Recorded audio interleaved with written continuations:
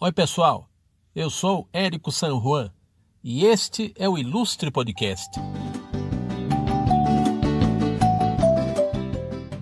O nosso convidado tem o sotaque da comunicação. Nesse episódio, nós vamos conversar com o jornalista, radialista Edson Rontani Júnior. Oi, Edson. Seja bem-vindo ao Ilustre Podcast. Queria começar aqui a nossa conversa te perguntando algo que eu já te perguntei nas nossas conversas vida afora, mas que o nosso ilustre ouvinte aqui do podcast vai ficar sabendo agora. A sua origem é caipira, né? Você é de Piracicaba, como eu, no interior de São Paulo, e você cresceu num ambiente onde se respirava arte e comunicação, por meio do seu pai, o Edson Rontani, o cartunista pioneiro de Piracicaba, e também um homem com muitas habilidades, né? Ele foi radialista, foi jornalista, atuou por décadas na imprensa da cidade, fundou um salão de humor antes do mais conhecido salão de humor, talvez do mundo, né? O Salão Internacional de Humor de Piracicaba. No caso dele, ele fundou o Salão de Caricaturas de Piracicaba, alguns anos antes do Salão Internacional de Humor. Enfim, ele foi um homem de 1000 talentos e havia na sua casa esse ambiente aí da comunicação e da arte. Você acredita que de alguma maneira ele tenha influenciado no fato de você depois seguir pela comunicação, trabalhar em rádio, trabalhar em jornalismo? Érico, é um prazer estar aqui nesse ilustre podcast. Para mim é a minha estreia, inclusive em um ambiente como esse, né? Fui radialista, já trabalhei com o público assim de uma forma distante, né? No estúdio e atuando com a radiofonia. É diferente quando você faz uma coisa dessa e não vê a face, né? O perfil do público pessoalmente. Mas é interessante. Você falou aí que realmente tive uma origem caipira, não nego isso, falo com muito orgulho, né? Afinal, sou a terceira geração nascida aqui em Piracicaba. Meu trisavô veio da Itália no final do século XIX. Ele tinha quase que 70 anos de idade, viu, Érico? E tentou vida nova. Saiu lá do velho continente, da Itália, veio para Mombuca, tentou aí uma vida junto às fazendas cafeeiras, inclusive da família Amaral, da Tarsila do Amaral, né? Curioso isso, né? Aí o filho deu sequência, veio para Piracicaba e estamos aqui.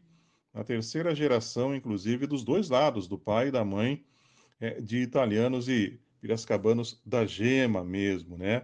Você comentou a respeito do meu pai, realmente, pelo que se tem aí, informação, né, dados científicos, inclusive discutidos, abordados em escolas de graduação e pós-graduação, a publicidade nos anos 50 teve um grande alavancar, assim, com os desenhos feitos pelo meu pai nos jornais da cidade, o Diário de Piracicaba, Folha de Piracicaba, o Jornal de Piracicaba, numa época em que o desenho tinha que se tornar clichê, uma ferramenta de metal, né, um carimbo de metal caríssimo, né, e houve assim o desenvolver dessa publicidade piracicabana, lá pelos anos 50, 52, 54, isso numa época em que os jornais traziam uma ou duas fotos por ser caro, inclusive, esse tipo de tecnologia. Os desenhos acabaram se tornando depois como o mote principal das publicidades. Então, aqui em Piracicaba surgiu aí dessa fonte, né, que não se tornou esgotada naquela época, muito pelo contrário, acabou se fortalecendo com os anos seguintes. O pai também foi radialista, Érico, ele trabalhou na PRD6, a rádio difusora de Piracicaba, a Rádio Clube Difusora de Piracicaba, numa época em que as emissoras de rádio ainda tinham auditório. A PRD6 é a rádio difusora, hoje, a AM, a 102 FM, e no mesmo local, ali na Praça José Bonifácio, 810, bem em frente ao túmulo não, ao mausoléu, ao monumento, né, do soldado constitucionalista de 1932. A parte de baixo era um auditório em que as pessoas iam lá e viam ao vivo os shows que partiam para os receptores de rádio. Também foi rádio amador, famoso PY2EUR, e na vida mesmo ele trabalhou como funcionário da Exalc, a Escola Superior de Agricultura Luiz de Queiroz, mas foi como desenhista técnico da Secretaria Estadual de Agricultura, que ele acabou atuando até se aposentar no início dos anos 1990. Você me pergunta se isso aí ajudou a ter como base, né, uma baliza na minha vida, com certeza. Afinal, como eu disse, ele trabalhou na rádio, lá na segunda década dos anos 50, e não por consequência, mas eu também trabalhei na mesma emissora, de 1984 a 1990. Trabalhei como sonoplasta da Rádio Difusora FM, trabalhei como redator junto a Edirlei Rodrigues, Lair Braga, Roberto Moraes, na Central Difusora de Jornalismo, e em 15 anos de rádio conheci muito, inclusive como sendo uma sementinha plantada aí por meu pai, né? E o curioso é que a influência dele era a seguinte: ele queria que eu fosse desenhista como ele, embora não tivesse essa habilidade. Ele quis, inclusive, me colocar, quis não, colocou-me, né, em vários cursos aí de desenho. Tem algumas telas a óleo que eu fiz quando tinha 10 anos, 11 anos, mas notei que não era o meu dom isso, né? Inclusive, assim, tinha uma certa competição em casa. Minha mãe queria que eu fosse musicista como ela. Minha mãe tocava acordeon, tocava piano, e ela me colocou em aulas de música, e meu pai em aulas de pintura. Enfim, não fui nem um músico, nem desenhista, graças a Deus, ou sei lá, mas eu não segui essas duas veias artísticas, né? Mas a influência do meu pai também veio muito, Érico, finalizando sua primeira parte da nossa entrevista, né? Na comunicação, porque eu lembro que em 1987, quando eu encerrei o terceiro colegial, um ano depois fui ao tiro de guerra aqui em Piracicaba, no qual fui monitor. Ele falou: não, você vai prestar faculdade e vai fazer comunicação social, jornalismo. E foi, e assim foi. Fiz o jornalismo de 87 a 91, então foi uma influência assim bem positiva, bem direta, e realmente uma herança a qual eu agradeço em todo esse tempo de vida. Edson, queria puxar aqui uma questão que remete ao seu começo, ao seu início na comunicação. Conta da sua primeira passagem pelo rádio, já que você teve outras ao longo desses anos de trajetória sua, né? Cabe lembrar também que você entrou para esse ramo numa época em que não havia internet. Eu faço questão de marcar essa diferença de épocas aí, porque isso mudou muita coisa na comunicação, no rádio, do jornalismo, ao longo dos anos, né? Então, conta aí dessa época pré-internet, na qual você começou trabalhando em rádio. Exatamente, Érico. Eu iniciei em 1984 na Rádio Difusora FM, mas antes a área de comunicação surgiu em 1979, quando eu fui convidado para ser o editor do jornal Mirim, o jornal infantil, né, do Jornal do Povo Piracicabano. Era um jornal que surgia aqui em Piracicaba. Tínhamos já o Diário de Piracicaba, a Tribuna Piracicabana e o Jornal do Povo. Os três praticamente acuavam, né, o prefeito da época, João Herman Neto, que fundou esse jornal, embora o seu nome não aparecesse no expediente. Ele era prefeito na época e tinha muitas críticas dos demais jornais da cidade. Então ele criou um jornal para ser o seu porta-voz aqui, né, embora não fosse legalmente o responsável pela área. Na época, só por curiosidade, havia um concurso, né, vamos dizer assim, de publicação de charges, cartoons e caricaturas toda sexta-feira no Jornal do Povo. Quem tivesse o seu desenho, a sua arte publicava, ganhava 10 cruzeiros. Então meu pai me incentivou, vai lá e desenha alguma coisa. E eu desenhava naqueles traços terríveis, né? Horríveis, para se dizer a verdade.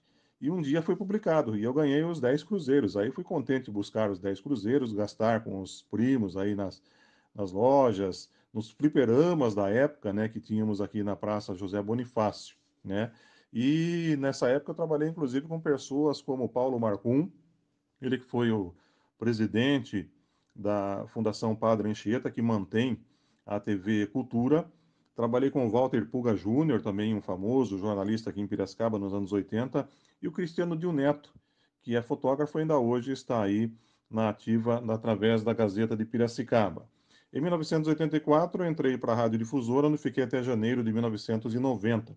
Fui sonoplasta, depois acabou virando, né, o sistema de sonoplastia e locutor, virou disc jockey, né, o DJ, onde o próprio locutor fazia a operação técnica das músicas, dos comerciais e falava.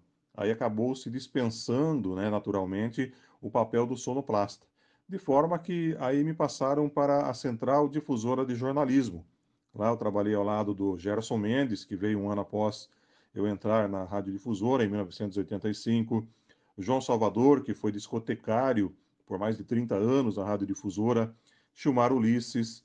Roberto Moraes, que inclusive na época era só um radialista, só não, né? Depois ele se tornou vereador e ainda hoje deputado estadual.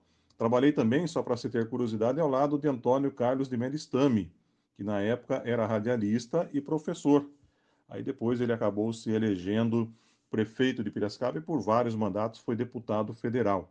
Na época se praticava aquilo que a gente chama, né, de Gillette Press. O que é o Gillette Press? Pega-se o jornal, copia-se a matéria e acaba se lendo e dando a sua opinião no rádio.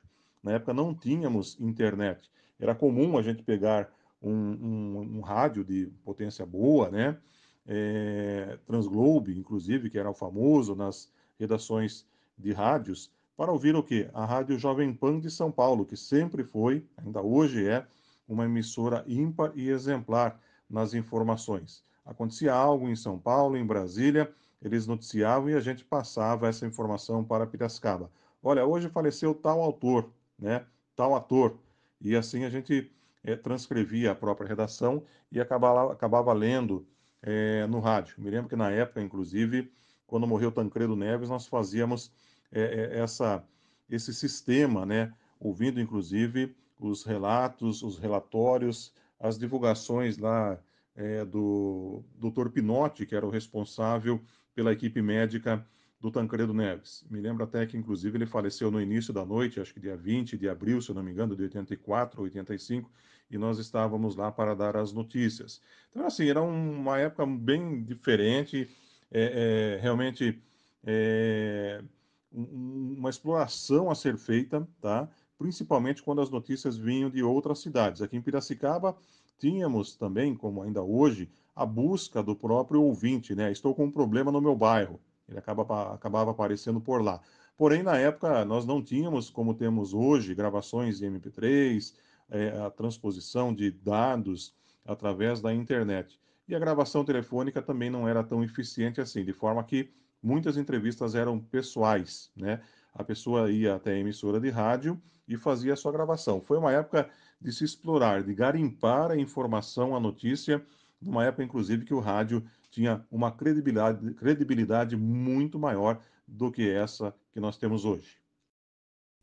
Vamos fazer aqui um retorno à história do seu pai, o Edson Rontani. Queria que você comentasse aqui para o nosso ouvinte, Edson, o seu trabalho de resgate da obra do velho Rontani. O Rontani, que faleceu em 1997, eu tive a honra de conhecer o seu pai. No finalzinho de vida dele, eu e ele, nos cruzamos profissionalmente, né? Só que com a diferença de que eu estava começando a trabalhar como ilustrador no Jornal de Piracicaba, ilustrador do suplemento infantil Jornalzinho. E nesse suplemento, o Edson Rontani fechava a última página do suplemento com a tradicional coluna Você Sabia? Uma coluna de curiosidades ilustradas aí com muito bom humor. Então conta pra gente da preservação que você tem feito desde o falecimento dele, da obra, dos desenhos, do acervo de pinturas e trabalhos no humor gráfico do Edson Rontani. Érico, é curioso esse enlace, vamos dizer assim, né? Essa união entre você e o meu pai, o Edson Rontani. Isso aconteceu no jornal de Piracicaba através do jornalzinho, né? No qual ele publicava essa última página com a coluna Você Sabia. Na verdade, eu até faço assim um porém, né? Nessa história toda. Ele começou, o Você Sabia, baseado em curiosidades que eram publicadas nos anos 70, nos anos 80, no Almanac Disney. A editora Abril publicava uma coletânea de várias histórias de Walt Disney e tinha uma página lá sobre curiosidades, que inclusive eram cópia de um documentário exibido na Disneylândia, nos programas da Disney. E ali traziam informações sobre a natureza, o leão na África, o elefante, não sei o que lá, o pato ele não afunda porque as penas têm uma certa camada de óleo nas penas, entende? Então assim foi. Ele fez certas curiosidades diversas, inclusive ele lia muito, anotava nos livros, colocava um marcador de página sobre aquilo que ele achava curioso. Ele criou em 88 no Diário de Piracicaba a coluna Você Sabia, que inicialmente tinha um quarto de página que era um texto e um desenho, tudo inclusive feito à mão, inclusive o texto. Depois de um quarto de página, passou para a meia página. E eu me lembro que lá por volta de janeiro de 1990, ele recebeu a ligação do Marcelo Batuíra, que era o responsável pela edição do jornalzinho, para publicar essa coluna no Jornal de Piracicaba. Saía aos domingos, inicialmente, né? Na última página, se eu não me engano, página 8, em preto e branco na época, né? O jornal, inclusive, ele não tinha cor. E aí ele teve que pegar mais informações, pesquisas, inclusive, voltadas para o município aqui de Piracicaba. Até hoje eu ouço muita gente falando, né? Ah, quando o jornal de Piracicaba chegava domingo de manhã, a primeira coisa que eu ia ver era a contracapa do jornalzinho, as curiosidades que o seu pai escrevia. Então acho que ficou um pouco de história aí, né, Érico? Um pouco não, ficou bastante história, afinal, vamos dizer assim, o pai começou a carreira em 1948 e encerrou-a em 1997. Então, nós temos aí quase que 50 anos de vida ativa na cultura, nos quadrinhos, na história, no retratar da sociedade piracicabana, né, através dos traços. Traços, aliás, de nanquim e feitos à mão, né? Hoje nós temos recursos aí do computador, temos as cores que eram, inclusive, uma dificuldade na época para se fazer sombreamento, colorização e outras coisas, né? Você falou no início da entrevista, inclusive, sobre o pioneirismo dele no salão de caricatura. Tudo isso começou em 1970, quando ele fazia na Galeria Brasil, bem ao lado do Banco do Brasil, ali na Praça José Bonifácio, ao lado da Catedral Santo Antônio, né, a matriz da cidade, ele fazia um mural. O que era um mural? Simplesmente era um verdadeiro mural, era um painel expositor com um desenho em uma cartolina, o tamanho A3 que a gente considera hoje nas medidas, né? Ele ia semanalmente com um desenho, pregava nesse local, nesse mural, que era de madeira, tinha um vidro na frente e tinha um cadeado do lado também para que ninguém danificasse a obra. Então, todo domingo à tarde ele fazia a troca desses murais, né? Que por sua vez se chamava o mural, né? De 70 a 74 ele fez semanalmente um desenho, de forma que ele criou aí muita coisa, muita curiosidade sobre Piracicaba, enfim, tinha até piada de papagaio, piada de português, aquelas coisas que na época não eram consideradas politicamente bem corretas, né? E tudo isso ele pegou e resgatou através do Salão de Caricatura, que foi realizado em junho de 1974, bem antes do Salão de Humor de Piracicaba.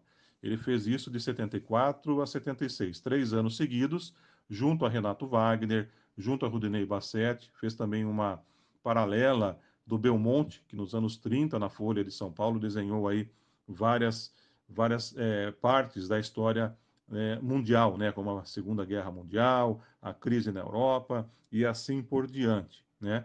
Esse resgate, então, Érico, acho que é importante. Meu pai deixou uma obra muito grande, telas a óleo, caricaturas, pastel, diversos desenhos aí. Alguns deles se perderam com o tempo, que, como eu disse, foram feitos em clichê de metal, que não existem mais. Outros, inclusive, como acredito que você vai tocar no assunto também aí, né? A questão do nhoquim. Ele desenhava o nhoquim no Diário de Piracicaba, no Jornal de Piracicaba. Quando os jornais devolviam, ele doava para o Rocha Neto. Então ele não tinha assim a pretensão de guardar. Eu encontrei muitas coisas, inclusive no quintal da nossa residência, que estavam embrulhadas em jornal, sem qualquer condição técnica, as quais, inclusive, eu acabei recuperando. E dentre essas explorações que eu fiz, encontrei até trocas de cartas de Jô Soares, do Zé do Caixão, outros colecionadores de artes, né? E outros personagens hoje desconhecidos, como Gedeone Malagola, Max Yantock e até do próprio Maurício de Souza, né? Aqui de Piracicaba cheguei a encontrar, inclusive, originais do Hugo Benedetti, do Renato Wagner, que sabe como que é, né? Artista faz uma troca com outro artista. E se criou aí algo tão importante que nós estamos, inclusive, com o tempo, tentando resgatar e até mesmo divulgar de forma digital, numa democratização de tudo aquilo que ele contribuiu para a cultura local. Cabe lembrar aqui que você também faz um importante trabalho de resgate da história de Piracicaba.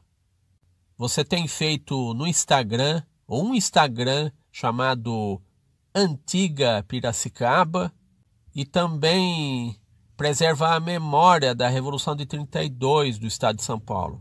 Então conta aí desses trabalhos aí de preservação da memória da cidade e da Revolução de 32 na internet.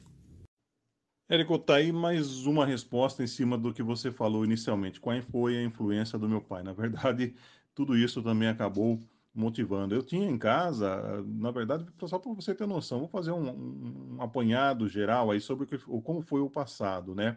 Vamos voltar para 1982. Eu apenas estudava, trabalhei de 79 a 80 no Jornal do Povo e a partir de 84 na Rádio Difusora. Então tivemos um hiato aí de 80 a 84 no qual só estudei. E eu ficava em casa na época, era chato ficar em casa, Érico. Não é hoje como você tem internet, tem YouTube, tem Netflix e tantas outras coisas para se fazer, né? Sábado à tarde era um martírio. Você ficava em casa vendo Bolinha, o Chacrinha, Raul Gil, o Western, os Bang Bangs, né? Preto e branco que passavam na Globo. Você não tinha muita opção. Ligava na TV Cultura passando música clássica. Eram cinco, seis canais que existiam na época, então você não tinha o que fazer. Eu falei, caramba, tinha em casa aqui um monte de revista, livro. Meu pai era colecionador de quadrinhos e comecei a ler esses quadrinhos. E foi aí que eu me baseei nele, inclusive, para fazer alguns jornais que eram distribuídos para a família, que era o Jornal do Povo Piracicabano, inclusive, alguma coisa assim, Jornal de Piracicaba, não me lembro bem o título, no qual eu fazia em mimeógrafo, inclusive no próprio mimeógrafo, o qual meu pai lançou aí o fanzine em 1965. E por ali eu acabei fazendo. Depois comecei a distribuir assinatura, comecei a ganhar dinheiro, não profissionalmente com isso, né? Então foi uma base muito legal. Nos anos 90, meu pai fez no jornal A Tribuna Piracicabana um resgate de fotografias antigas. Ele também tinha uma coleção muito grande de fotografias antigas e fazia na página 2 da Tribuna Piracicabana um resgate histórico com uma fotografia, né? O que aconteceu? Após a morte dele, eu peguei todo esse material e falei, nossa, tem um farto material aqui, né? 2008 eu passo a publicar na Tribuna Piracicabana a coluna Foto e a História, no qual eu aproveitei grande parte desse acervo. Essa coluna até hoje está sendo veiculada pela Tribuna Piracicabana aos sábados, né? Ganhei o prêmio, inclusive Garcia Neto, da Câmara de Vereadores, como resgate documentário em 2010 por isso, né? Eu vou até fazer uma coletânea, lançar num livro que já está parcialmente escrito. Então, essa base praticamente veio do sangue. Como eu falei, sou a terceira, quarta geração de italianos que acabaram se fincando em Piracicaba e a gente nota que tem muito orgulho o próprio Piracicabana de resgatar a história. Quando você põe uma fotografia antiga no Facebook, há 1000 comentários, né? 1000 em termos, né? Existem centenas, dezenas de comentários, de curtições, né? Porque Piracicabano gosta de Piracicaba. Em 2003, quando o Mário Evangelista foi o redator-chefe do Jornal de Piracicaba, dei a ideia para ele, Mário, vamos resgatar o Você Sabia, né? Aí sim nós voltamos para a fase, voltamos não, entramos na fase colorida do Você Sabia. Eu acabei pegando desenhos antigos do meu pai, trabalhando no computador, escaneando, pintando, dando uma noção assim de modernidade no Você Sabia, no qual publiquei de 2003 a 2009 no Jornal de Piracicaba, inclusive pegando desenhos antigos e remodelando, por exemplo, como o caso do smartphone, do celular. Meu pai não conheceu o celular, né? A telefonia através de celulares veio a Piracicaba em 1996, pouco tempo antes dele falecer. Então eu não conhecia, não havia digitalização, o scanner era muito caro. Então assim, acabei trazendo para a modernidade uma certa linguagem que ele não deixou nesse seu vasto acervo, né? Tudo isso que eu faço, inclusive, Érico, é com o objetivo de resgatar a história de Piracicaba. Eu tenho no Instagram, Piracicaba Antiga, eu tenho no Facebook também o mesmo perfil, a Foto e História Piracicaba Antiga. Tudo isso com base e objetivo de resgatar a história de Piracicaba. Isso fez com o quê? Que eu fosse convidado para ser membro do Instituto Histórico e Geográfico de Piracicaba, no qual, pelo segundo mandato, sou o vice-presidente. Também para a Academia Piracicabana de Letras, sendo que atualmente sou diretor tesoureiro, primeiro tesoureiro dessa entidade. Em 1912, por iniciativa do Egídio João Tiziani, que é um estudioso sobre a Revolução de 32, ele acabou me convidando para resgatar a história de Piracicaba. Inclusive, nesse contexto histórico, né, de 1932, quando Piracicaba foi uma das maiores cidades do interior paulista a participar do levante contra o Getúlio Vargas, presidente na época, e clamar por uma nova Constituição, né? Na verdade, eu entrei nessa história de 32 porque eu tive um tio-avô que faleceu na Revolução, né, daquele ano. Ele levou um tiro no pescoço durante uma patrulha de reconhecimento em Silveiras, né, norte do estado de São Paulo, tinha apenas 17 anos. Então, a vida inteira eu ouvi minha avó, minha tia-avó falando do tio-avô que eu não conheci e do irmão que elas perderam.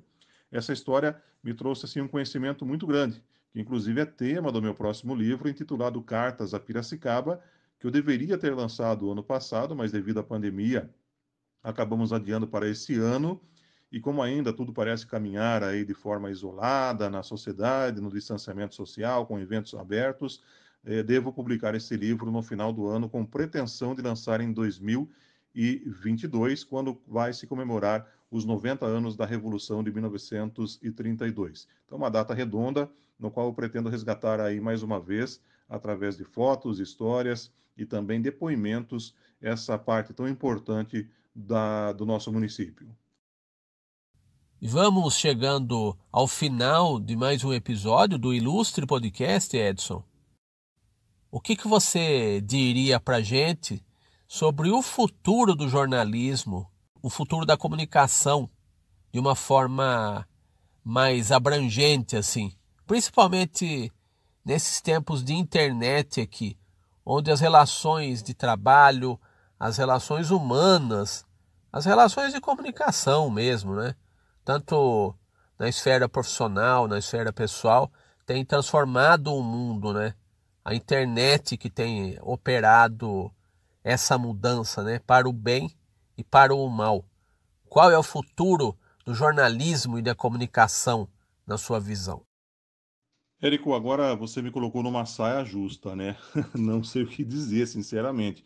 Mas a gente tem aí, logicamente, que uma previsão do que vai acontecer com o que está acontecendo hoje, né? Eu ouvi dizer diversas vezes que a liberdade tem um custo, né? A liberdade, ela traz a democratização, a participação, mas ela tem um custo.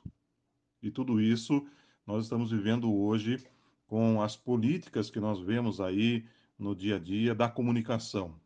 O WhatsApp é seguro, o WhatsApp é confiável, o Telegram é seguro, é confiável.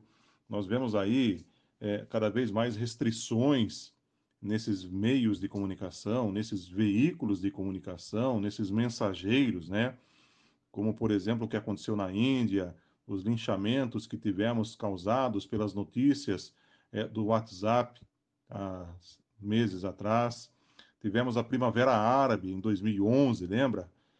A queda de ditadores no Oriente Médio. Enfim, tudo isso democratiza a comunicação. Ela não está mais na mão de uma única pessoa. Tempos atrás nós tínhamos o Cid Moreira, os apresentadores de televisão falando e a gente tinha que engolir. Se a gente quisesse comentar algo, era no bar da esquina, no banco da praça, nas conversas familiares, nas festas de reunião.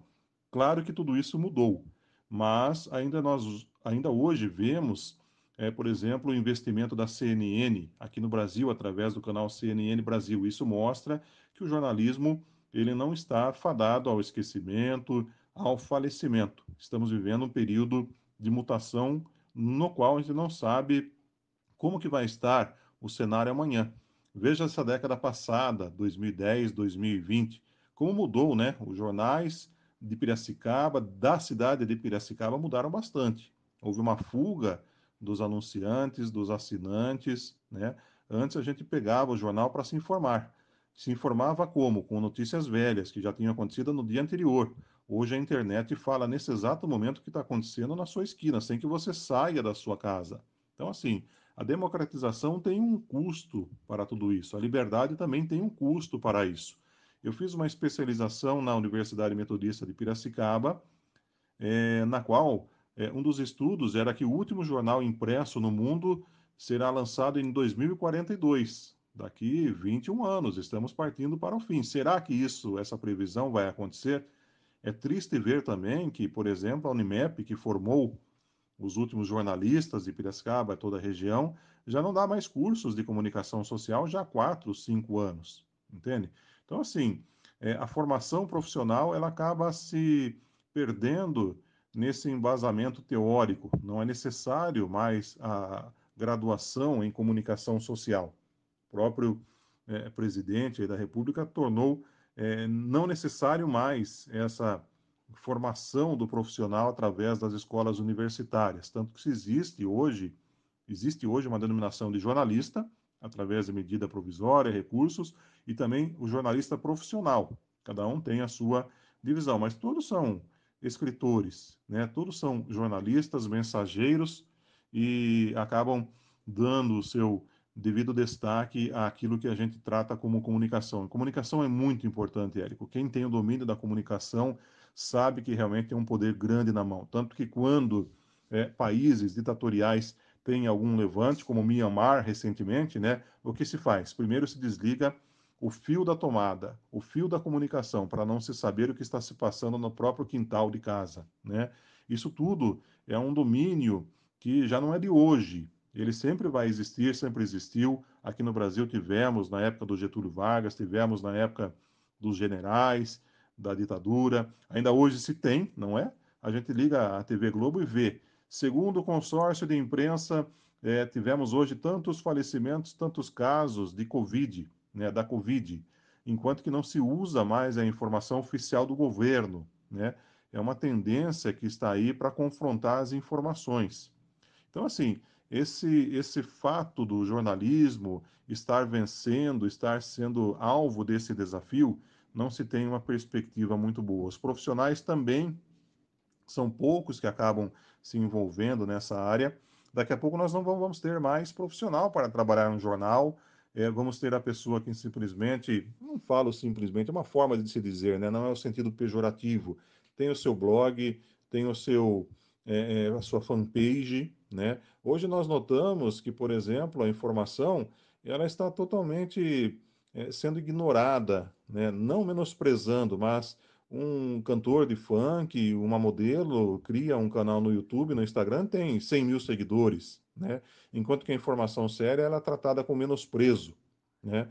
Será que é verdade? Será que é isso que o Estadão está falando? O Mino Carta está falando no Carta Capital? A Veja é verídico, é tendencioso, é parcial ou é imparcial? Tudo isso é discutido ainda nos anais das faculdades de pós-graduação, de graduação, enfim, se tentando, né, resgatar aquilo que foi o papel histórico da imprensa. Aliás, pense bem, outro dia fui numa agência do Banco do Brasil, na Rui Barbosa, e o caixa me atendeu e falou: Nossa, Edson Rontani, eu lia o Você Sabia, tá vendo? De novo a influência do meu pai, né, Érico? Eu lia no Jornal de Piracicaba a coluna Você Sabia. Eu fico imaginando o que eu vou falar para meus netinhos, né? Houve um tempo que você abria um papel colorido com fotografia, com texto, e isso se chamava de jornal, né? Hoje, essa história ela está totalmente desvirtuada. É muito mais fácil o brasileiro, o piracicabano, a gente em si, né? ler os folhetos de supermercado que são entregues na nossa porta, no nosso portão, do que pegar um jornal e ler as notícias importantes, um fato reflexivo, né? Eu leio o Estadão todo dia há anos, a Folha de São Paulo também. Leio muito as páginas 2 e 3, que são aquelas páginas pensativas. Algumas tendenciosas, sim, tem o tom político, tem a noção doutrinadora, né, de certas cabeças pensantes do país, Olavo de Carvalho que o diga, né? E a gente nota assim que a tendência é se tornar uma comunicação chula, onde se você tomar a vacina contra a Covid, você vai criar o rabo de jacaré ou se transformar num jacaré. É mais fácil o ruim se propagar do que aquela informação que tem necessidade de ser interpretada acabar prevalecendo. Então, perguntar o que vai ser o futuro é me colocar numa saia justa, viu, Érico? Falo sinceramente aí, mas eu acredito que tá ficando um pouquinho mais decadente, degradante essa profissão. Me lembro que o Gay Talese, que é um profissional muito importante, Eric Hobsbawm também, outro pensador aí internacional e renomado, o Gay Talese falou uma vez, quando eu estava inclusive na pós-graduação, 2010, que o local onde se fala mais verdade é aquele ambiente que tem jornalista reunido, tá? Porque existe um filtro. O WhatsApp não tem esse filtro. Se eu falar agora que a gente vai virar um jacaré, uma lagartixa, o que seja, tomando a Coronavac, a fé diante dessa informação acaba se sendo maior do que aquela que é cientificamente comprovada. Meu amigo Edson Rontani Júnior, muito obrigado pela gentileza, pela disponibilidade em atender a esse seu amigo aqui para mais uma conversa. Agora é uma conversa que a gente compartilha, que a gente divide com o ilustre público do nosso noviço podcast. Muito obrigado mesmo. Grande Érico San Juan, meu amigo Érico. Eu cometi uma falha aqui, inclusive não falei anteriormente, mas deixei anotado, né, a respeito do resgate da história aí do meu pai, né? Logicamente que tudo não é feito sozinho, existem participações importantes. Até porque um desenho, uma arte, ele é um produto, queira ou não queira, ele é um produto, né? Tanto que temos leis aí, Aldir Blanc, Rouanet e outras de incentivo à cultura. E um dos resgates que eu fiz aí, inclusive, que foi da coluna Você Sabia, publicada no Diário de Piracicaba e também no Jornal de Piracicaba, aconteceu, né, esse resgate até por suas mãos, viu, Érico? Eu me lembro disso aí com muito orgulho e sempre faço questão de comentar, porque a cultura, ela é um produto, ela é descartável também, né? Após o seu uso, principalmente em jornais impressos, utilizou-se a charge, ela é descartada. Hoje temos a facilidade, inclusive, com o mundo digital, de você permanecer consigo, né, o seu original e realizar a reprodução que você quiser. Porém, nos anos 70, 80, 90, o nanquim perdurava em cima de um pedaço de cartolina, se levava aos jornais, se fotolitava naquela época, né, transformava-se em filme para fazer a impressão. E logo depois era descartado, não tinha essa preocupação vamos guardar para o futuro, para a história. A mesma coisa acontecia com fotografias. Tivemos aí Davi Negre, Cícero Correia dos Santos, o Banzato e tantos outros aí que faziam desse produto algo que se utilizava naquela edição e o restante era descartado. Isso aí era comum, ainda hoje é comum, né? Esse resgate, na verdade, ocorreu quando você era um dos responsáveis pelo jornalzinho, que você selecionava as pranchas de desenho e depois as devolvia para meu pai ou até mesmo para mim, né? Se não fosse essa sua iniciativa, teria ido para o mesmo caminho, né? Para o arquivo, aquele arquivo que a gente chama de sexto arquivo, né? O cesto do lixo, tristemente, né? Então, assim, fico agradecido do fundo do coração dessa sua preocupação com esse arquivamento, né? E, logicamente, com esse arquivo nós possamos também resgatar e divulgar aí para as gerações atuais como é que foi esse desenho, esse trabalho, né, esse trabalhar nos anos 80, nos anos 90. E também agradecer o seu apoio junto ao Edgar Guimarães, né, pelo resgate do livro que você editou, intitulado Você Sabia, no qual tivemos aí reproduzidos alguns desenhos da coluna do Jornal de Piracicaba e também do Diário de Piracicaba. Um trabalho importante que, como eu disse, não é feito por apenas duas mãos, as minhas, mas as suas, a do Edgar, de outros interessados, inclusive pessoal do fanzine, né? Um assunto que eu gostaria de abordar bem rapidamente. Eu já participei através do convite do Gazi Andraus, professor, lá em Santos, né? Da biblioteca, da H-Teca, né, que chama da coleção de histórias em quadrinhos que temos lá em Santos. Fui pessoalmente 3, 4 edições, com o maior prazer, né, falar um pouco sobre o fanzine na região litorânea sul do estado de São Paulo. Então, assim, existem muitas pessoas que sabem desse legado, né? O fanzine hoje ainda é uma referência científica através de estudos, como se tivesse, né, como se fosse, como se foi, na verdade, criado por meu pai. É uma forma assim muito peculiar da comunicação nos anos 50. Então, vale a pena, agradeço a sua iniciativa, de tantos outros que eu acabei citando agora, né, que ao longo dessa jornada deram a sua contribuição para esse resgate, né? E também da memória do Piracicabano, que ainda hoje, passados aí mais de 20 anos do falecimento do meu pai, sem ele estar presente, sem ter aquela divulgação constante como a que tivemos no passado, nas capas dos jornais locais, de ver o nome dele, de ver o desenho dele, né? A gente nota que o nome ficou como herança e ainda é hoje exaltada por todos os piracicabanos. A gente nota que foi uma herança muito importante, mais do que qualquer herança física, mas uma herança cultural que enche o coração da gente. A gente recebe, logicamente, o tapinha na costa, parabéns, que legal, tal, mas a gente nota que tudo isso aí é em agradecimento a tudo que foi feito para a história de Piracicaba. Érico, eu fico agradecido por estar de uma forma tão ilustre nesse ilustre podcast. Parabéns pela sua iniciativa. Como eu disse, fico agradecido, gratificado por estar estreando, inclusive, numa comunicação que para mim é nova, depois de tanto tempo de rádio, né? E também parabenizo você pela iniciativa e sucesso aí. O que precisar, você sabe, pode contar com a gente. Estamos sempre à disposição. Obrigado e sucesso a você. Muito bem. Este é o Edson Rontani Júnior. Eu sou Érico San Juan e este é o Ilustre Podcast.